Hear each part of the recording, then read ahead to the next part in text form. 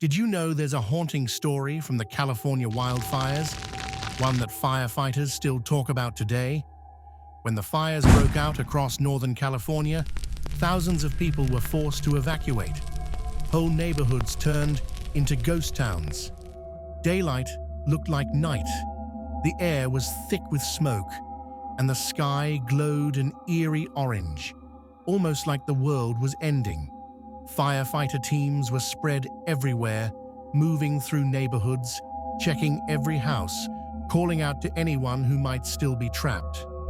But in the middle of all that chaos, one call stood out, a report of a young boy spotted deep inside the fire zone, completely alone. The first team who saw him described him like this: a small boy, maybe 10 years old, clothes covered in ash, face gray from smoke, hair blown back by hot winds.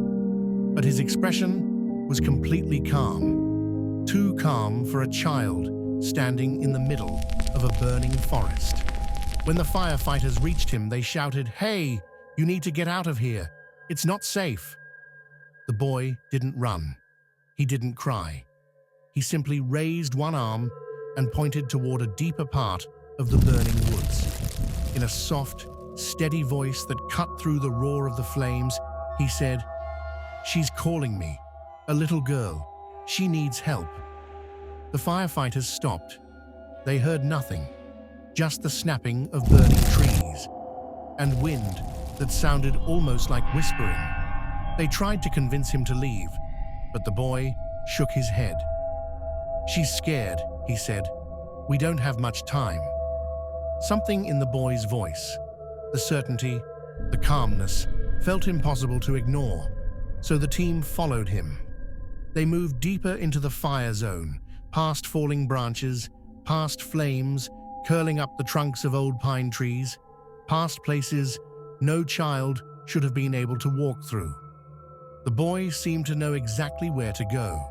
He never coughed, never stumbled, never hesitated.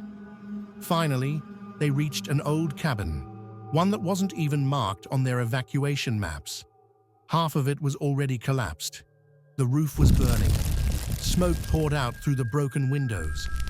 The boy stopped at the door. "She's inside," he said. The firefighters listened, and this time they heard it. A faint sob, a child's cry. They rushed in, broke apart debris, and found a little girl curled under a table, shaking and barely conscious from the smoke. They carried her out, just as the last part of the roof collapsed behind them. When they turned to thank the boy, he wasn't there. They searched the clearing. They called his name. They radioed nearby teams. Nobody had seen him.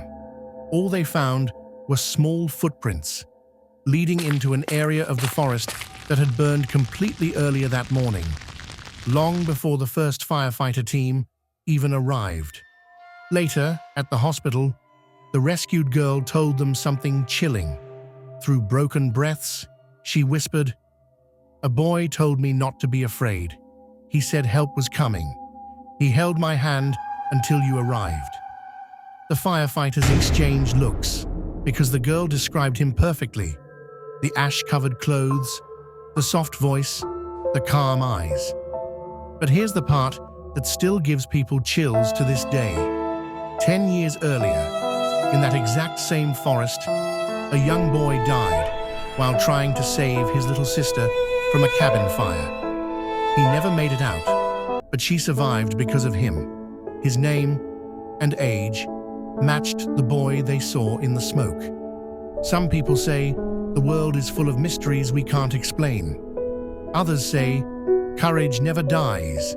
It simply finds new ways to protect. But one thing is certain.